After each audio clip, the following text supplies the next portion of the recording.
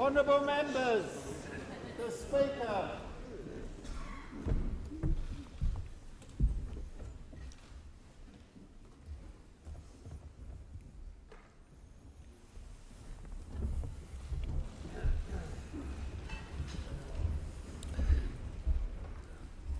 I have received a message from His Excellency the Governor-General recommending, in accordance with Section 56 of the Constitution, an appropriation for the purposes of the Appropriation Bill No. 1, 2017-2018, and I call the Treasurer.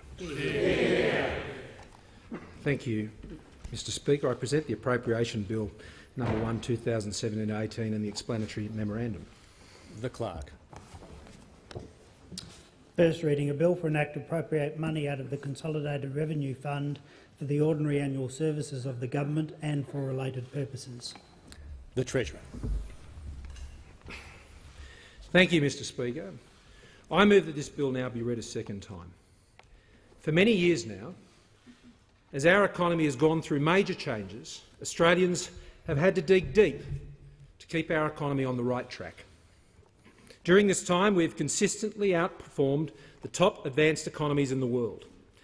However, not all Australians have shared in this hard-won growth. Many remain frustrated at not getting ahead. This is especially true in areas where technological change, globalisation and the end of the mining investment boom has had a significant impact.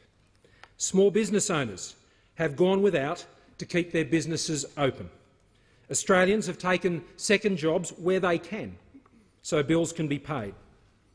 And it's been a fair while since most hard-working Australians have had a decent pay rise. I know that this has put real pressure on Australians and on their families. Terribly, this has meant some families have even broken apart. I believe, though, that we are now moving towards the end of this difficult period. The signs of an improving global economy are there to see, and there is clearly the potential for better days ahead. But success cannot be taken for granted. We must be determined to secure our opportunities, and this budget is about making the right choices to secure the better days that are ahead. Our choices are based on the principles of fairness, security and opportunity. We must choose to focus first on growing our economy to secure more and better paying jobs. We cannot succumb to the laziness that thinks that growth will take care of itself. We must choose to guarantee the essential services that Australians rely on. We cannot underestimate just how important these services are to people. We must choose to tackle cost of living pressures for Australians and their families. We cannot agree with those who say there is nothing the government can do, and we must choose to ensure that the government lives within its means, because we cannot pass a burden and forsake our obligations to the next generation. Mr Speaker, tonight I announce a fair and responsible path back to a balanced budget. Having exhausted every opportunity to secure savings from our 2014-15 and 15-16 budgets, we have decided to reset the budget by reversing these measures at a cost of $13.5 billion. Despite this, I can confirm tonight that the budget is projected to return to balance in 2021 and remain in surplus over the medium term. The underlying cash balance will improve from a forecast deficit of $29.4 billion in 17-18 to a projected surplus of $7.4 billion in 2021. Growth in payments has been restricted to less than 2% per year. Since coming to government, we have arrested growth in our debt by more than two-thirds. Around three-quarters of the increase in our debt since 2007-8 has been driven by welfare, health and education spending. To respect future taxpayers, this everyday spending should be funded from the first dollar we receive in taxes, not funded by debt. The budget papers show, after you take into account the net operating balance, the infrastructure grants and non-cash accounting provisions, the government will no longer be borrowing to pay for everyday expenses from 2018-19, just over 1 year away. There is now a clear and growing consensus, Mr Speaker, that the global economic outlook is improving. We have positioned Australia well to take advantage. At home, we expect real growth to rebound to 3% over the next 2 years, after a temporary slowing this year that takes into account Cyclone Debbie. Household consumption, non-mining business investment and exports are expected to support growth. Wage growth is expected to increase from around 2% to above 3% over the next 4 years. Given commodity prices continue to be volatile, we have maintained our conservative assumptions. Mr Speaker, in this budget we have chosen to grow our economy to support more and better paid jobs. For the past year, we have been delivering our National Economic Plan for Jobs and Growth. The first phase of our enterprise tax plan is now law. Our export trade deals are bearing fruit, with additional access secured, and our investments in science and innovation and our defence industries are breaking ground. Tonight we add to this plan, and we start by backing in small business even further. Small business owners are out there fighting for growth in their businesses every day. They deserve our respect and our support. Backing up our recently legislated tax cuts, small businesses with a turnover up to $10 million will continue to be able to immediately write off expenditure up to $20,000 for a further year. And we will take further action to reward states and territories that cut red tape costs for small business with an innovation and incentive fund. To support growth, we choose to invest in building Australia, rail by rail, runway by runway and road by road. We will establish the Western Sydney Airport Corporation to build and operate the new Western Sydney Airport, creating 20,000 jobs by the early 2030s and 60,000 in the longer term. We will inject up to $5.3 billion in equity over the next 10 years into this company to get the job done. Earth-moving works will commence on the 1,800-hectare site in the second half of next year, and the Western Sydney Airport will be delivered in 2026.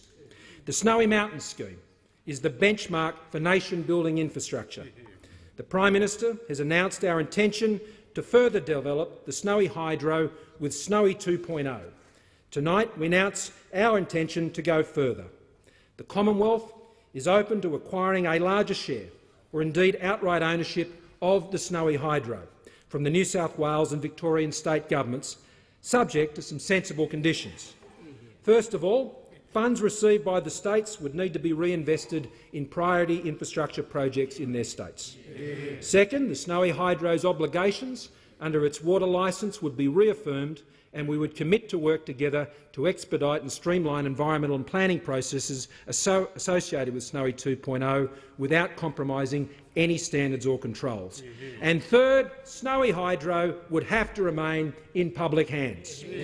We have already begun discussions with New South Wales and invited similar discussions with Victoria. Tonight we announce we will deliver $75 billion in infrastructure funding and financing over the next 10 years. $844 million will be used to upgrade the Bruce Highway, including $530 million for works from the Pine Rivers to Caloundra section. In Western Australia, we are investing $1.6 billion in Commonwealth funds in infrastructure, including funding for better road access to the Fiona Stanley Hospital precinct.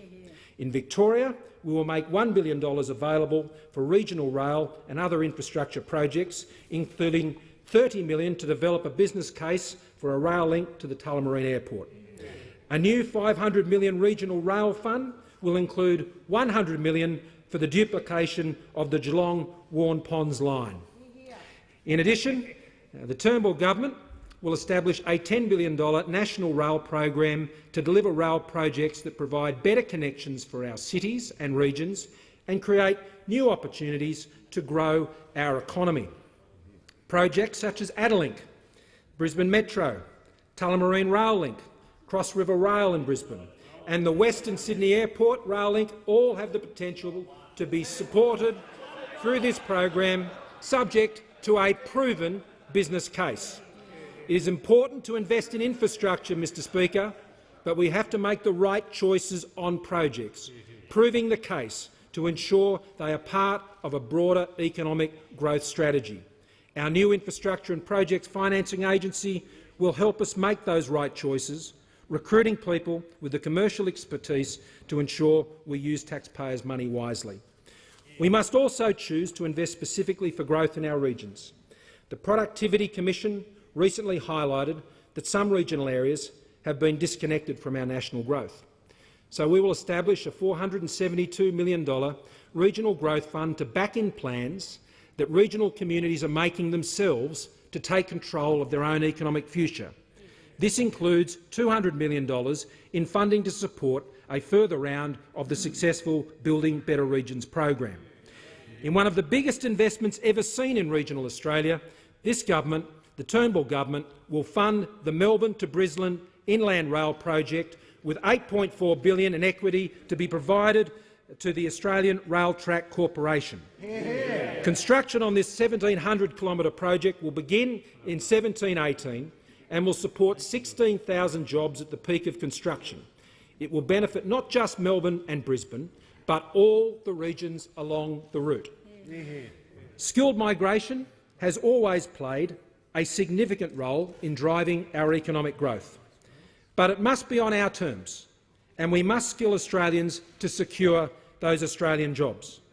Until now, employers have had to contribute 1 or 2% of their payroll to a training if they employ foreign workers. These requirements have proved difficult to police.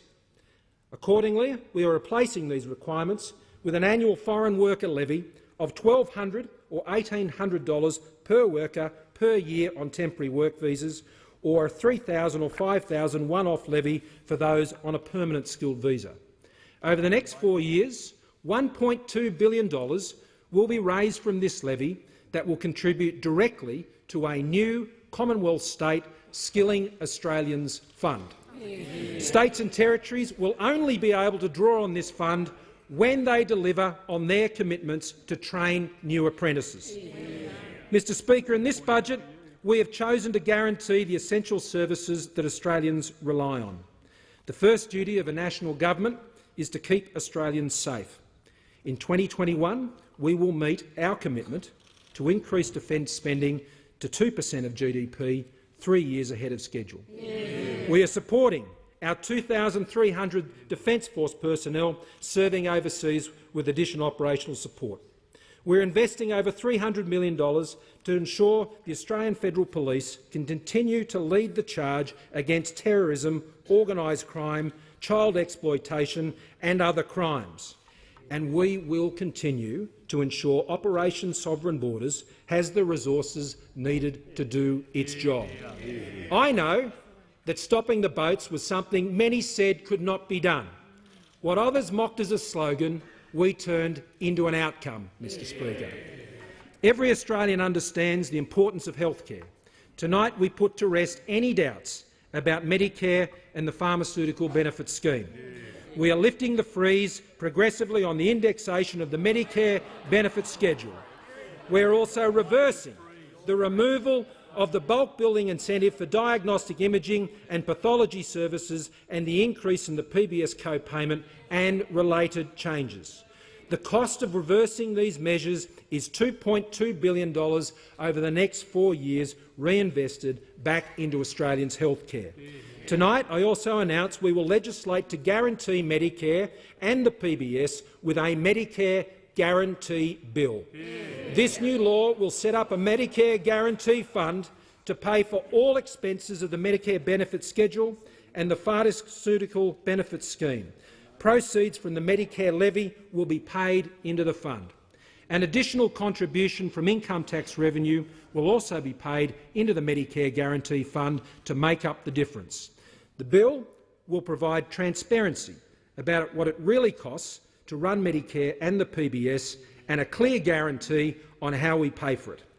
$1.2 billion in new medicines will be made available, including for patients with chronic heart failure, funded by an agreement to decrease the cost of medicines for taxpayers. The Commonwealth will increase hospitals funding by an additional $2.8 billion over 4 years. Significantly, we will invest an additional $115 million in mental health, including funding for rural telehealth psychological services, mental health research and to prevent suicide. We will also invest $1.4 billion in groundbreaking health research over the next 4 years, including $65.9 million this year to help research into children's cancer. All up, our commitments equate to a $10 billion reinvestment in Australia's healthcare over 4 years, including the $2.8 billion increase in hospital funding. They are underpinned by cornerstone partnerships struck by the Health Minister with our doctors, specialists, pharmacists and the medicines sector. And tonight, Mr Speaker, we have chosen to close the funding gap of our National Disability Insurance Scheme once and for all. The funding gap is currently $55.7 billion over the next 10 years. We have previously sought to close this gap with budget savings that we have not been able to get support through this parliament.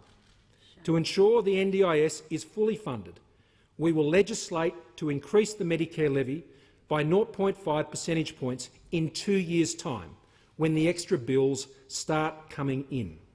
This will also provide further time to explain to Australians who will be paying for this what the NDIS will deliver.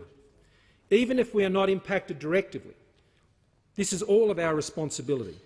Our decision to increase the levy reflects the fact that all Australians have a role to play.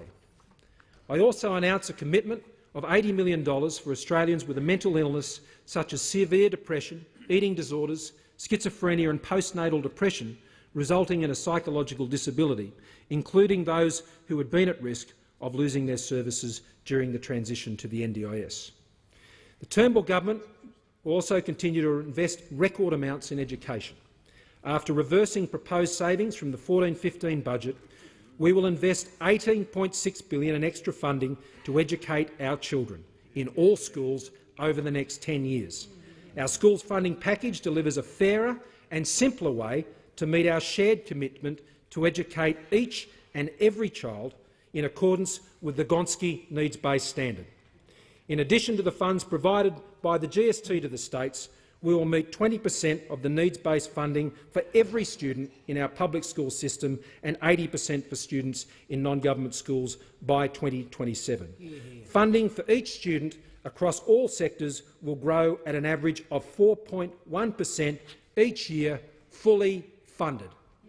In higher education, we are launching a fairer system, with students asked to pay a bit more for their own education costs. However, taxpayers will continue to subsidise more than half the cost of each and every student's higher education. A 2.5% efficiency dividend will be applied to universities for the next 2 years to ensure taxpayers and students get better value for their investments. This budget also delivers important increased support for veterans' mental health, protections for children within the family justice system, victims of domestic violence, closing the gap for Indigenous Australians and creating the National Redress Scheme for victims of institutional child sexual abuse. Mr Speaker, in this budget we have chosen to place downward pressure on rising costs of living.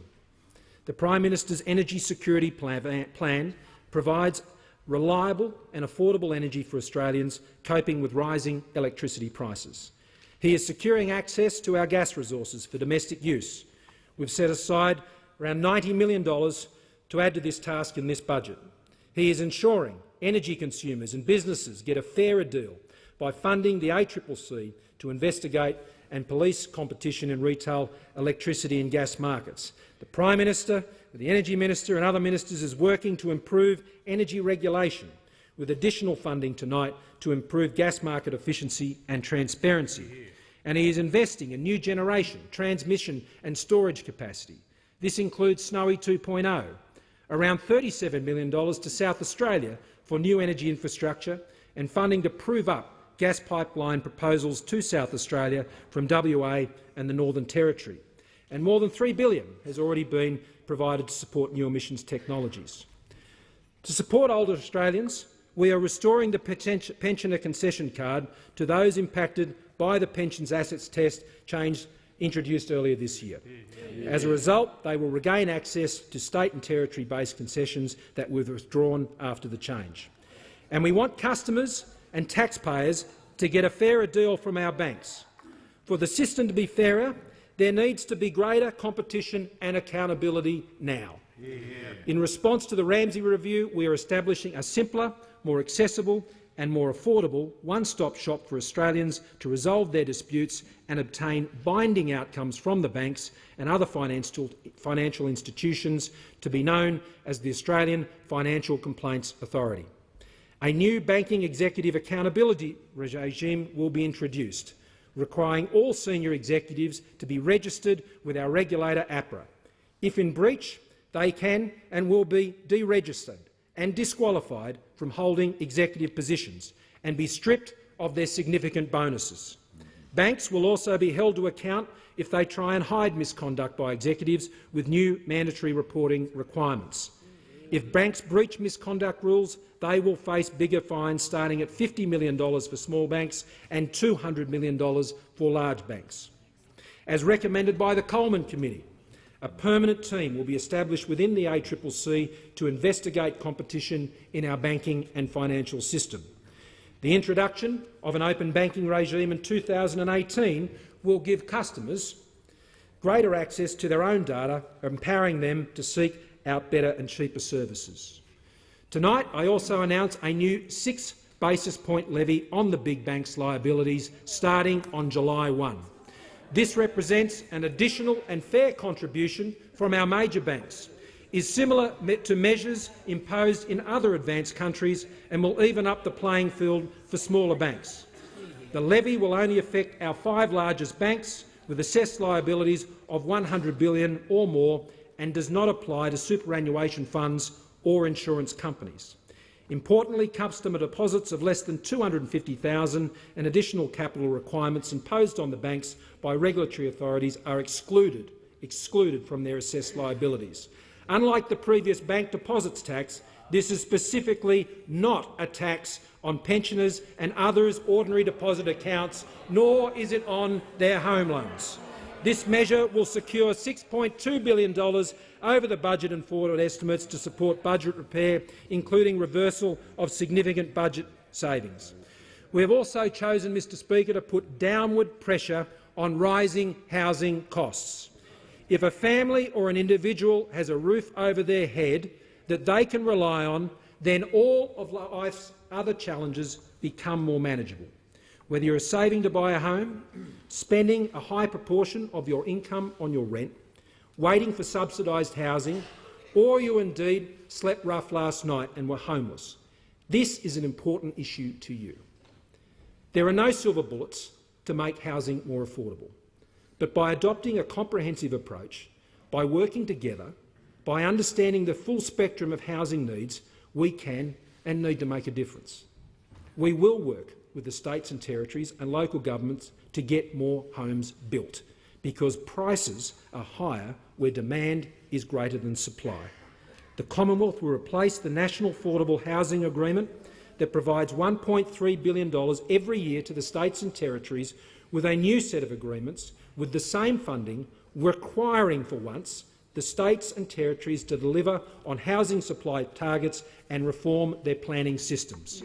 We will also establish a $1 billion national housing infrastructure facility based on the UK model to fund micro-city deals that remove infrastructure impediments to developing new homes. An online Commonwealth Land Bank will be established detailing sites that can be made available for residential development. In Melbourne, land for a new suburb that can cater for 6,000 new homes will be unlocked just 10 kilometres from the CBD by releasing surplus defence land at Maribyrnong. The Turnbull government will also help deliver tens of thousands of new homes needed in Western Sydney as part of our Western Sydney City Deal. A new National Housing Finance and Investment Corporation will be established by July 1 next year to provide long-term, low-cost finance to support more affordable rental housing. States and territories will also be encouraged to continue to transfer stock to the community housing sectors. Other measures to address supply include allowing managed investment trusts to be used to develop and own affordable housing, providing investors in affordable housing with a greater income certainty by enabling direct deduction of welfare payments from tenants, and increasing the capital gains tax discount to 60% for investments in affordable housing. These measures will also support state, territory and local governments imposing inclusionary zoning requirements on new development sites and provide more vehicles for superannuation funds to invest in affordable housing. And tonight I announce $375 million for a permanent extension of homelessness funding with the states and territories, with a continued focus on supporting young people and victims of domestic violence. On the demand side, for those who are trying to save to buy their first home, we will support them by providing a tax cut on their first home deposit savings. First home buyers will be able to save for a deposit by salary sacrificing into their superannuation account, over and above their compulsory superannuation contributions from July 1 this year. The First Home Super Savers scheme will attract the tax advantages of superannuation. Contributions and earnings will be taxed at 15% rather than marginal rates, and withdrawals will be taxed at their marginal rate less 30 percentage points. Savers will not have to set up another account. They can just use their existing super account and decide how much more of their income they want to put aside to save for their first home deposit. Contributions will be limited to $30,000 per person in total and $15,000 per year. Under this plan, most first home savers will be able to accelerate their savings by at least 30% closer to getting their first home. We will encourage older Australians to free up housing stock by enabling downsizers over the age of 65 to make a non-concessional contribution of up to $300,000 into their superannuation fund from the proceeds of the sale of their principal home. And on demand management, we will continue to prefer the scalpel rather than the chainsaw, and thereby avoid, wherever possible, a housing shock. Mum and dad investors will continue to be able to use negative gearing, supporting the supply of rental housing and placing downward pressure on rents. Our regulatory agencies will continue to use the flexible and calibrated controls they have available to them, and we will legislate to extend APRA's ability to apply controls to the non-approved deposit sector and explicitly allow them to differentiate the application of loan controls by location. Even tougher rules on foreign investment in residential real estate will be introduced, removing the main residence capital gains tax exemption and tightening compliance. We will also apply an annual foreign investment levy of at least $5,000 on all future foreign investors who fail to either occupy or lease their property for at least 6 months of each year. And we will restore the requirement that prevents developers from selling more than 50% of new developments to foreign investors that was removed by the previous government. Together, these measures represent a comprehensive package that can and will make a difference. Finally, Mr Speaker, we have chosen to ensure that the government lives within its means, as always. We will continue our crackdown on multinationals not paying their fair share of tax. The ATO has already, Mr Speaker, raised $2.9 billion in tax liabilities this year against a group of just 7 large multinational companies and expects to raise more than $4 billion in total this financial year from large companies and multinationals. Tonight we are toughening the multinational anti-avoidance laws of this government to extend the rules to structures involving foreign partnerships or trusts and clamping down on aggressive structuring using hybrids. We'll also be introducing new tax integrity measures as recommended by our Black Economy Task Force.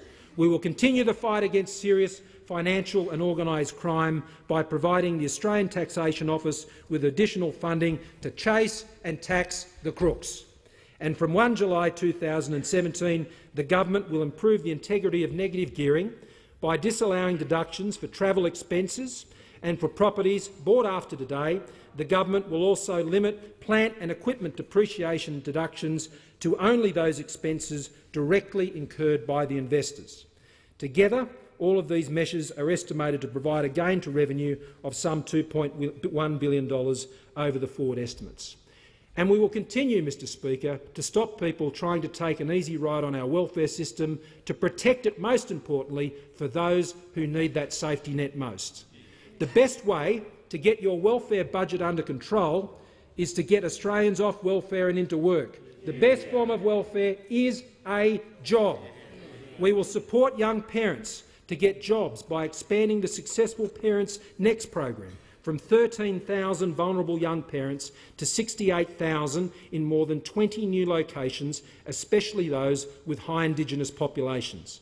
The program supports young parents, mainly mothers, with childcare, pre-employment training, financial literacy and numeracy skills, and linking up with other education and training opportunities.